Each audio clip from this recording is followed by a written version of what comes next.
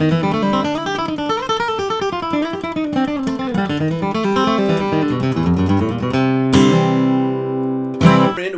back to the channel here, and welcome to a part 2 to a 3-part video series that I'm doing on bluegrass position shifting runs out of G, C, and D. If you haven't had the chance yet, go ahead and check out that first one that I did, because I'm going to be following basically the same structure in this video that I did in the first one, where I'm going to show you that entire extended run that I played at the beginning of this video, but I'm going to chop it down into 3 smaller and more easily digestible parts, and then at the end we're going to put that whole thing together and you'll have a really nice, very authentic sounding bluegrass lead run that kind of starts with the open strings, comes all the way up to the 10th fret and comes back down again. So super excited to share this with you. And hey, if you would like a free 45-minute bluegrass flat picking guitar crash course, hit the link in the description to this video to grab that, and we're going to jump in and I'm going to show you the essential licks and ideas and tunes and solos and picking exercises that you'll need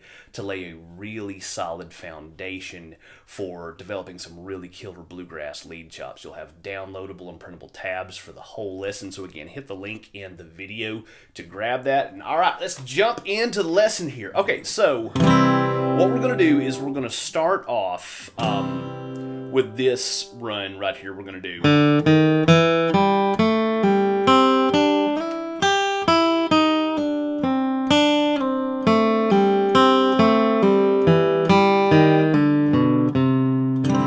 Okay, so I'm using quite a bit of pull-offs in that.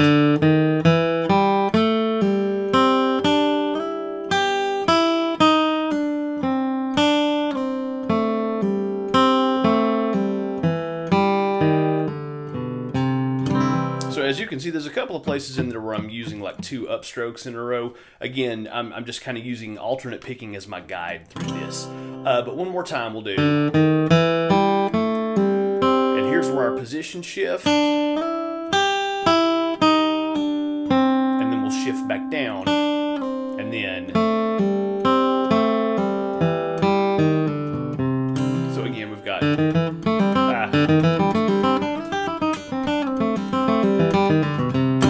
Just kind of a classic little bluegrass sounding run out of C. Okay, so that's the first one here. So on the second one, we're just going to kind of expand on that one just a little bit here. Let me play it for you and then we'll analyze it a bit. We're going to do.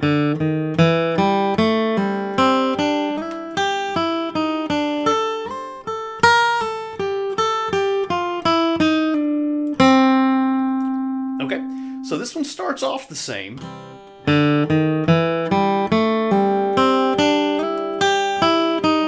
Okay, starts off exactly the same as the other run did.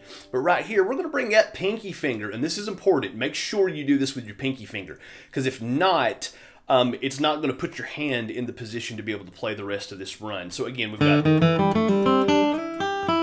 Now, pinky finger on this 5th fret, and we're going to slide from 5 up to 8.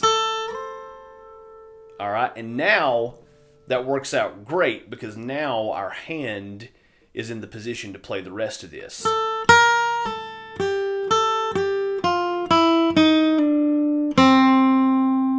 Okay, so again, let's take this from the beginning. So it starts off in the exact same way as the first run did.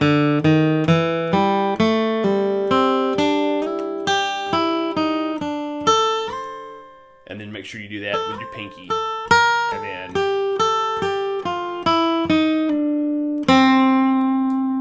okay, so again, the first run we'll do.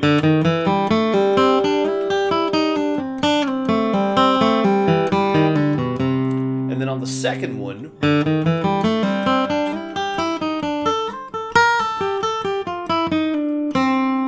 all right, so the big one on that second one, make sure when you get to that 5th fret, do that slide with your pinky finger. And I have to emphasize that because a lot of times when I show this to students, they'll want to, or sometimes they'll even want to do it with their middle, they'll do that, you know, and then it just doesn't work out that way. But anyway, so that's the first 2 here. Let's jump into the third run on this, and it's going to go like this. We'll do.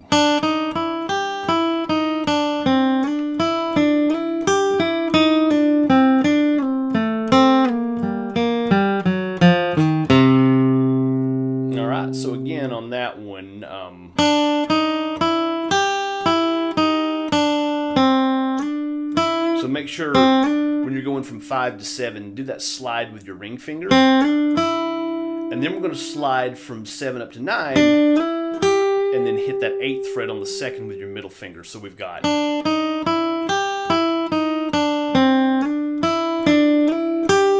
then...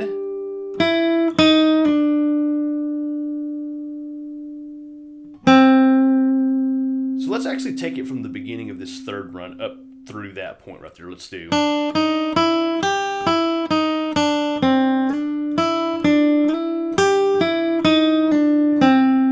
more time.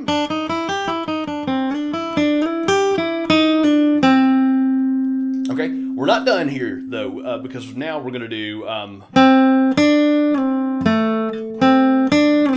So a shift from the 7th fret down to the 5th fret. We'll do a slide there.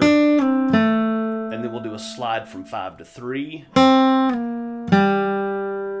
Okay, so we've got... And then we're going to end it with a little minor blues scale run. We'll do... Alright. So let's run that whole one again. So we'll start off with...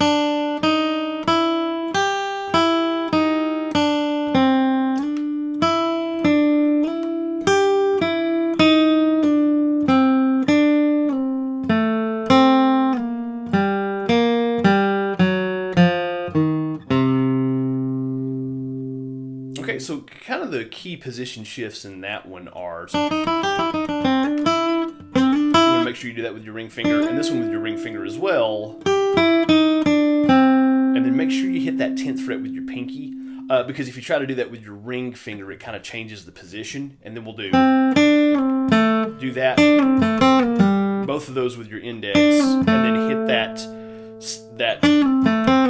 both of those with your ring finger, and then...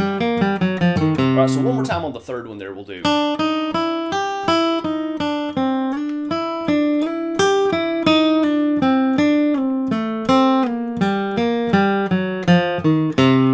Okay, so before we go on, let's just kind of retrace our steps here. Let's go back to the beginning and let's do the first one, which is going to be...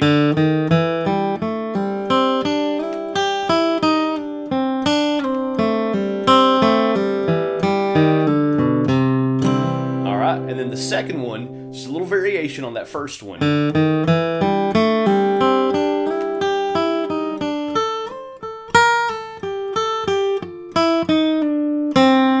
And then the third one we're going to do...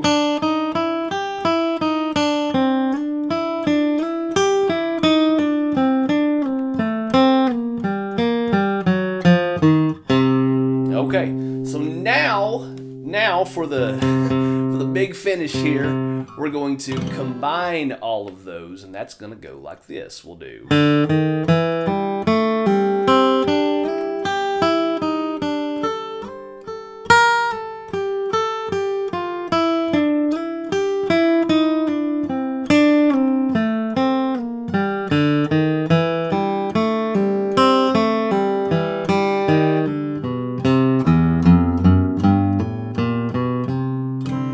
Alright, so let's kind of analyze that one a little bit. So at the very beginning, we're really just running, it's that second run.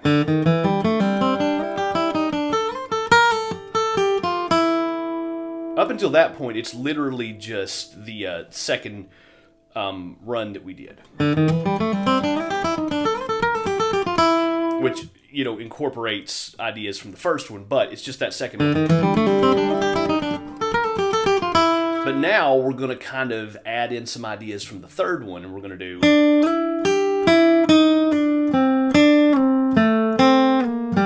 Okay. And then after that, I've kind of added some notes in here to round out the phrase. We're going to do...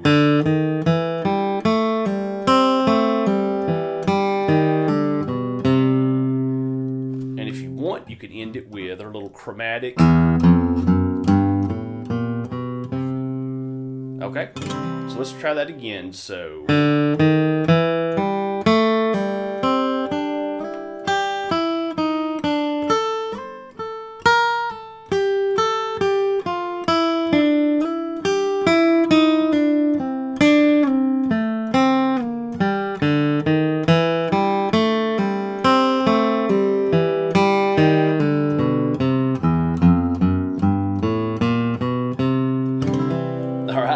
So real quick, let's retrace all 4 of these here. So the first one, the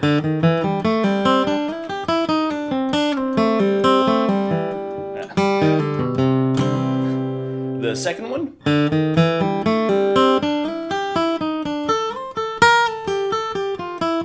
the third one,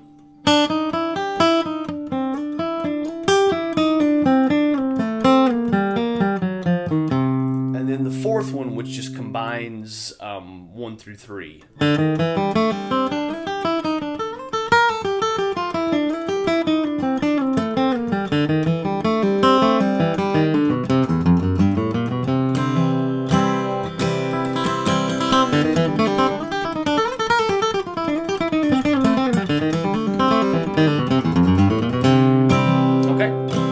So I talked about this in the first lesson for these position shifting runs in G. You just want to make sure when you're learning these, that when you're playing these ideas, that it's a continuous, uninterrupted flow of 16th notes, which on the one hand is easy to remember because there's not a lot of rhythmic variation there, but on the other hand, it can be kind of technically difficult to execute. I just say that because I've taught these to students over the years, and sometimes they'll show up, you know, the next week for their lesson, and they've got the right notes and even the right technique, but they're putting these kind of they're putting these pauses in there that don't need to be there. It'll be like,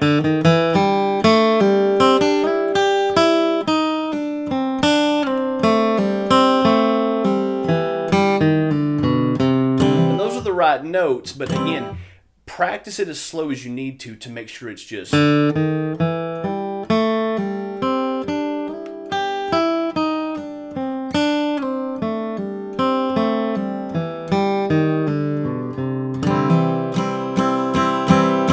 uninterrupted flow of very smooth sounding 16th notes that give your lead lines a very authentic bluegrass feel. You know, you'll hear, you know, players like, you know, Tony Rice and Bryan Sutton and Molly Tuttle and Billy Strings playing a lot of these kinds of ideas here. So all right, cool. All right, so again, thanks for hanging out today. And remember, if you would like a bit more of a deep dive on this style of guitar playing, hit the link down in the description to grab a totally free 45-minute bluegrass flat picking crash course. I'm going to show you the essential licks, tunes, solos, and ideas and exercises that you'll need to lay a really good foundation for developing some really killer lead guitar chops. So as always, thanks for hanging out today, and I will see you in the next video.